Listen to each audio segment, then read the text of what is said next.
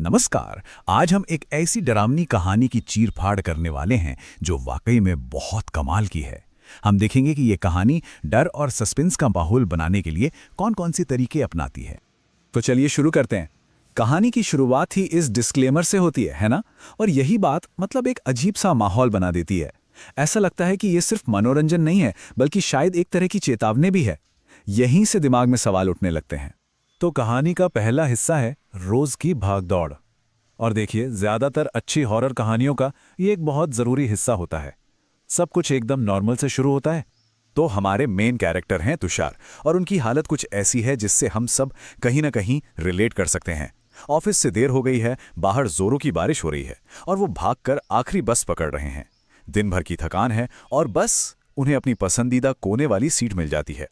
ये जो बिल्कुल आम सा माहौल है ना, यही आगे होने वाली अजीब घटनाओं को और भी डरावना बना देगा।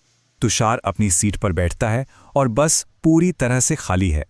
बस बारिश की आवाज है जो एक तरह से सुकून दे रही है। सोचिए, सब कुछ कितना शांत है, ठीक तूफान से पहले वाली शांति जैसा। अब शुरू होता है बस का वो अजीब सफर। यहीं से कहानी असलियत की जमीन से थोड़ा फिसलने लगती है। तुषार को बस 2 मिनट के लिए झपकी आती है, सिर्फ 2 मिनट। और जब उसकी आंख खुलती है तो वो खाली बस अब लोगों से खचाखच भरी हुई है। उसे लगता है कि शायद थकान की वजह से ऐसा लग रहा है, तो वो फिर से आंखें बंद कर लेता है। लेकिन जब वो दोबारा आंखें खोलता है तो बस फिर से एकदम खाली। और सबसे अजीब बात, इस बीच कोई स्टॉप आया ही नहीं था। तो ये लोग आए कहां से और गए कहां? यहीं से तुषार के साथ साथ हम भी कंफ्यूज होना शुरू हो जाते हैं। चलिए अब कहानी के अगले मोड़ पर चलते हैं। एक रहस्यमयी चेतावनी। हर हॉरर कहानी में एक ऐसा किरदार होता है जो खतरे का इशारा करता है ना? तुषार अभी अपने दिमाग से जूझ ही रहा होता है कि अचानक उसे एक बहुत जानी पहचानी तीखी सी गंध आती है, बीड़ी के धुएं की। वो मुड़कर देखता है तो एक बूढ़ा आदमी बैठा है, चेहरे पर झुर्रियां और आंखें ऐसी जो सीधे अंदर तक झांक रही हों। वो आदमी कहता है कि वो 30 साल से हर रात इसी बस में सफर कर रहा है। और फिर वो एक ऐसी बात कहता है जिससे तुषार के होश उड़ जाते हैं। वो कहता है, आधी रात के बाद कोई इंसान इस बस में चढ़ने की हिम्मत नहीं करता। यहीं पर पहली बार कहानी में कुछ सुपरनैचुरल होने का सीधा सीधा इशारा मिलता है। वो बूढ़ा आदमी अपनी खुद की कहानी सुनाता है, बताता है कि कैसे 1 साल पहले उसे भी बस में एक साया मिला था जिसने उसे चेतावनी दी और फिर हवा में गायब हो गया। पर तुषार वो इन सब बातों को एक बूढ़े आदमी का वहम या सपना समझकर टाल देता है। लॉजिक जो है, तो चेतावनी मिल चुकी है और उसे नजरअंदाज भी कर दिया गया है। अब वक्त है डर से आमने सामने का। अब कहानी का टेंशन अपने पीक पर पहुंचेगा। तुषार को फिर से झपकी लग जाती है और जब आंख खुलती है तो वो बूढ़ा आदमी गायब है। अब बस में एक अजीब भारी खामोशी है।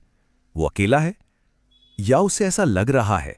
तभी उसकी नजर एक और सवारी पर पड़ती है। रात के 1 बजे एक आदमी अखबार पढ़ रहा है। अजीब है ना? और उसका चेहरा अखबार के पीछे पूरी तरह से छिपा हुआ है। अब तुषार की घबराहट डर में बदल जाती है। वो हिम्मत करके उस आदमी से पूछता है, भाई साहब कौन हैं आप? और अब आता है वो पल जब कहानी हमारी सांसें रोक देती है। वो आदमी धीरे धीरे अखबार नीचे करना शुरू करता है और जो चेहरा सामने आता है वो खून से लथपथ है, सिर का एक हिस्सा कुचला हुआ। ये वो इमेज है जो नॉर्मल और अननॉर्मल के बीच की सारी दीवारें तोड़ देती है। डर का असली क्लाइमैक्स। इसके बाद तो जैसे घटनाओं की झड़ी लग जाती है। एक ठंडा हाथ तुषार के कंधे पर आता है।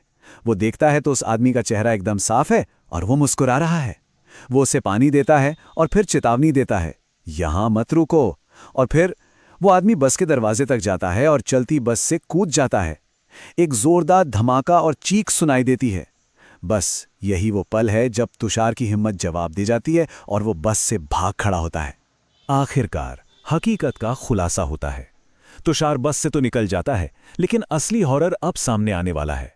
डर बस के अंदर बैठे लोगों से नहीं था, डर तो खुद उस बस से था।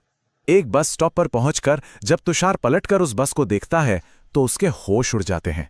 वो बस आधी जली हुई है, एक एक्सीडेंट हुए मलबे की तरह, और अंदर अंदर लाशें भरी पड़ी हैं और खिड़की पर वही अखबार वाला आदमी है जो अब भी मुस्कुरा रहा है। तो मतलब ये कि ये पूरा का पूरा सफर एक भूतिया बस में हो रहा था, एक भयानक हकीकत जिसमें तुषार अनजाने में कैद हो गया था। कहानी तो यहाँ खत्म हो जाती है, लेकिन एक सवाल पीछे छोड़ जाती है। क्या वो बस आज भी उसी स्टॉप पर रुकती है? ये सवाल एक अजीब सा डर हमारे अंदर छोड़ जाता है। अगली बार जब हम रात में कोई खाली गाड़ी देखेंगे तो शायद ये कहानी जरूर याद आएगी।